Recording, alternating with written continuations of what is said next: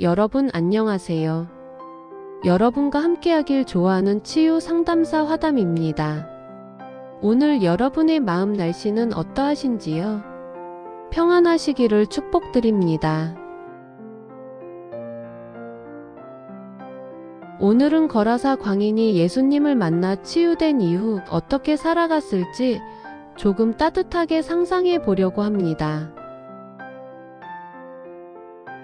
집으로 돌아가라 하신 깊은 예수님의 마음이 무엇일까요? 지난 6편과 7편에서는 예수님께서 거친 바다 광풍을 뚫고 거라사 땅으로 와서 무덤가에 있는 광인을 불쌍히 여겨 귀신을 쫓아내신 사건을 말씀드렸습니다. 예수님의 은혜로 끔찍한 굴레에서 풀려난 그는 정신이 온전해져서 예수님을 따라가겠다고 간청합니다.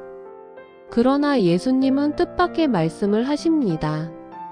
나를 따라오지 말고 집으로 돌아가 주께서 너를 불쌍히 여겨 어떻게 큰 일을 행하셨는지 내 가족에게 알리라. 광인의 입장에서 보면 사실 집으로 돌아가는 것보다 예수님을 따라가는 것이 훨씬 더 편하고 좋았을 것입니다. 그런데 왜 굳이 집으로 가라고 하셨을까요? 저는 여기에 회복의 핵심이 있다고 생각합니다. 그가 집에서 쫓겨나 무덤가에 살았던 것을 생각해 보면 그에게 이전의 집과 고향 마을은 좋은 기억보다 아프고 끔찍한 기억이 더 많았을 것이기 때문입니다. 아마도 그의 부모는 그를 수치스러워하였고 동네 사람들은 그를 볼 때마다 미치광이라고 손가락질하며 내쳤을지 모릅니다. 그의 집은 그를 안전하게 지켜주지 못했고 오히려 그가 눈앞에서 멀리 사라져 주기를 바랐을 수도 있습니다. 부모와 마을 사람들의 반복되는 정신적 학대와 소외 속에서 그의 여린 정신은 무너져 내렸고 그렇게 무너진 폐허의 자리에 군대 귀신이 들어와 둥지를 틀었을 것이라 조심스레 짐작해 봅니다. 그런 그를 집으로 돌려보내십니다. 왜일까요? 예수님이 바라시는 진짜 회복은 또 다른 것이 있으셨겠지요. 혹시 가족과의 화해, 그런 재연합을 원하시기 때문 아닐까요? 신학자 틸리이는 죄를 단순한 행동이 아니라 존재의 소외라고 설명합니다. 하나님과 멀어지고 사람과도 멀어지고 자기 자신과도 멀어질 때 그때 인간은 하나의 나로 서지 못하고 존재는 분열됩니다.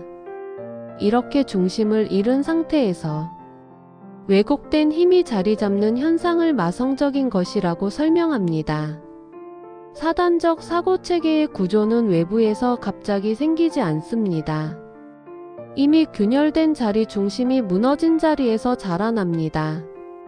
따라서 그는 귀신의 침입이라기보다 무너진 중심자라고 봅니다. 저는 이 말이 참 와닿았습니다. 광인의 정신은 어느 날 갑자기 무너졌을까요? 저는 그렇지 않을 수도 있다고 생각합니다. 하나님과 끊어진 존재는 하나로 통일되지 못하고 여러 목소리의 전쟁터가 됩니다. 그 상태를 성경은 군대라고 표현합니다. 이 장면을 생각하면 저는 정신분석의 대가 프로이트가 분석한 슈레버 판사의 사례가 생각납니다. 이 환자의 사례를 보면 이 원가족의 억압이 얼마나 무서운지 알 수 있습니다. 바로 편집분 열증을 알았던 다니엘 폴 슈레버 판사의 이야기입니다. 슈레버의 아버지는 당대의 아주 유명한 의사이자 존경받는 교육자였습니다. 겉보기엔 남부러울 것 없는 완벽한 엘리트 집안이었죠. 하지만 그의 교육 신념은 자녀들에게 끔찍한 재앙과도 같았습니다. 아이의 자발적인 요구나 의지를 북돋아 주기보다는 자신이 정한 완벽한 이상적 목표를 달성하기 위해 아이를 철저히 통제했습니다. 그는 아이가 먹거나 공부할 때는 물론이고 심지어 자는 동안에도 완벽한 자세를 유지하게 하려고 철사와 줄로 괴상한 장치를 발명했습니다. 아이가 밤에 몸을 뒤집지 못하게 가죽끈으로 팔과 가슴을 십자가처럼 묶어놓고 머리를 꼿꼿하게 유지하도록 금속 막대와 머리벨트까지 고안에 채웠죠. 이런 숨막히는 양육 환경에서 자라난 후유증은 참담했습니다. 훗날 사회적으로 크게 성공하여 최고 법원의 판사까지 되었던 슈레버는 결국 정신이 무너져 내려 끔찍한 망상에 시달리게 됩니다. 작은 악마들이 나타나 나사를 돌려 자기 머리를 앞잡기처럼 꽉 조이고 있다며 고통스러워했죠. 어릴 적 의사 아버지가 채웠던 그 차가운 금속 기계와 폭력적인 통제가 훗날 판사가 된 아들의 내면에서 악마의 고문으로 고스란히 되살아난 것입니다. 거라사 광인의 원가족이 정확히 어떠했는지 다 알 수는 없지만 그 역시 슈레버 판사처럼 자아를 짓누르는 거친 억압과 폭력 속에서 속수무책으로 무너져 내렸던 것은 아니었을까 생각해 봤습니다. 그 시절 로마 군대가 점령한 식민지 시기였으니 심한 폭력의 환경은 아니었을까 상상도 해봅니다. 결코 그에게 우호적이고 따뜻한 환경은 아니었을 겁니다. 그런데 예수님이 바로 그 아픔의 진원지였을 집으로 가라고 하셨으니 처음에는 그 발걸음이 얼마나 무겁고 가기 싫었을까요? 그럼에도 불구하고 그는 집으로 돌아갑니다. 도대체 어디서 그런 용기가 나왔을까요? 저는 그 힘의 원천이 바로 예수님의 사랑에 있다고 봅니다.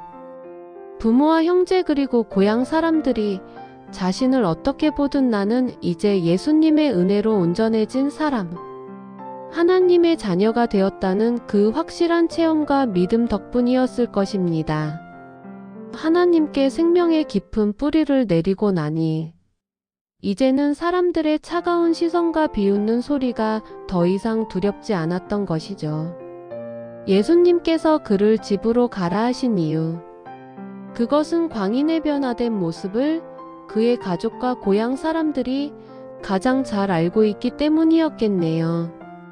그가 얼마나 끔찍하게 미쳐 있었는지 알았던 사람들이기에 하나님의 은혜로 온전해진 그를 보며 어떻게 이런 일이 일어날 수 있지 하며 크게 놀라고 결국 그를 통해 살아있는 복음을 받아들일 수밖에 없었을 것입니다. 그가 집으로 돌아가 일어났을 상황을 가만히 상상해 봅니다. 마을 어귀에 도착했을 때 그의 심장이 얼마나 두근거렸을까요?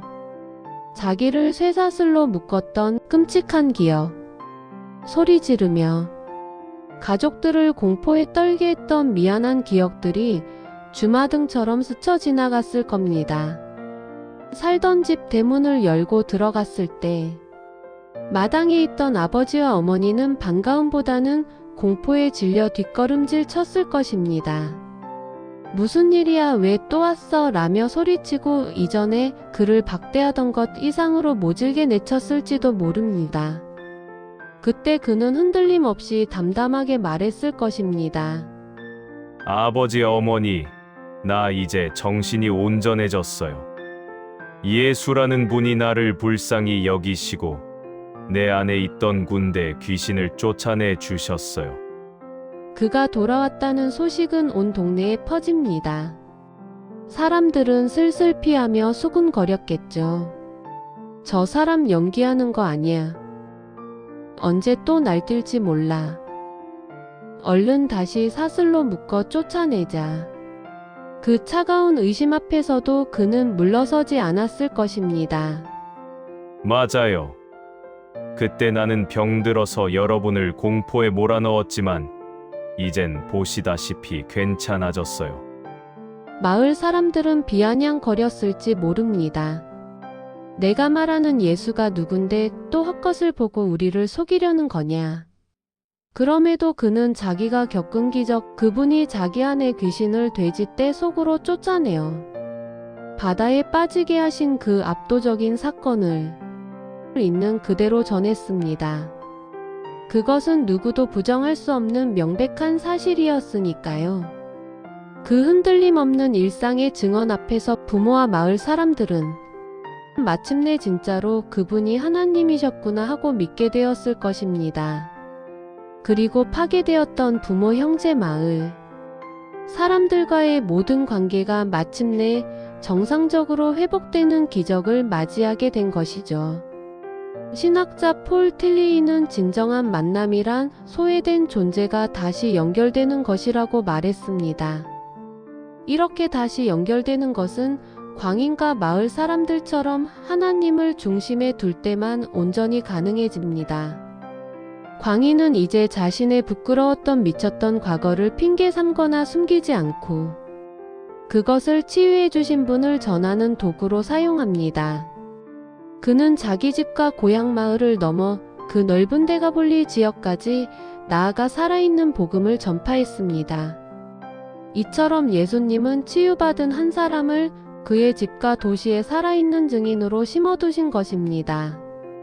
내게서 일어난 참된 내면의 변화야말로 내 부모와 형제, 그리고 차가운 이웃의 마음을 녹이고 변화시키는 가장 강력한 복음 전파입니다. 거라사 광인이 살던 시대도 참혹했지만 지금 우리가 살아가는 현실 역시 만만치 않게 차갑고 매섭습니다. 사람들은 점점 더 스마트폰과 인공지능의 네모난 화면 속으로 빠져들어 자기만의 성을 만들고 진짜 사람들과 체온을 나누는 관계보다 기계와 더 많은 시간을 보냅니다. 그러다 보니 자기도 모르는 사이에 단절과 고립이라는 거대한 마성적 구조에 사로잡히기 십상입니다. 어쩌면 오늘날의 우리 역시 모양만 다를 뿐 캄캄한 마음의 무덤가를 헤매고 있는지도 모릅니다. 성경의 이야기는 2000년 전의 먼 옛날 기록이 아닙니다. 이토록 아프고 비참한 우리 현실 한가운데에서 지금도 영혼을 살려내는 생수가 되고 있습니다. 부모와 주변 사람들로부터 받은 상처가 너무 깊어 미칠 지경이라 해도 생명의 근원이신 그분께로 달려나오면 우리는 다시 새로운 삶을 살아갈 수 있습니다. 이 압도적인 수용과 사랑을 경험하고 나면 훗날 일상으로 돌아가 이웃과 가족의 차가운 시선 앞에 다시 서더라도 더 이상 상처받지 않고 오히려 그들을 섬기며 꿋꿋하게 내 삶을 살아낼 수 있는 단단한 내면의 힘이 생기게 될 것입니다. 여러분의 일상에도 이 눈부신 회복의 용기가 함께 하시기를 바랍니다. 오늘 여러분의 존재의 집에 따뜻한 감사와 격려의 말들이 넘쳐나기를 축복합니다.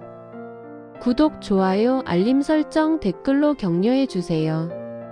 지금까지 존재의 곁에 머무는 치유 상담사 화담이었습니다. 감사합니다.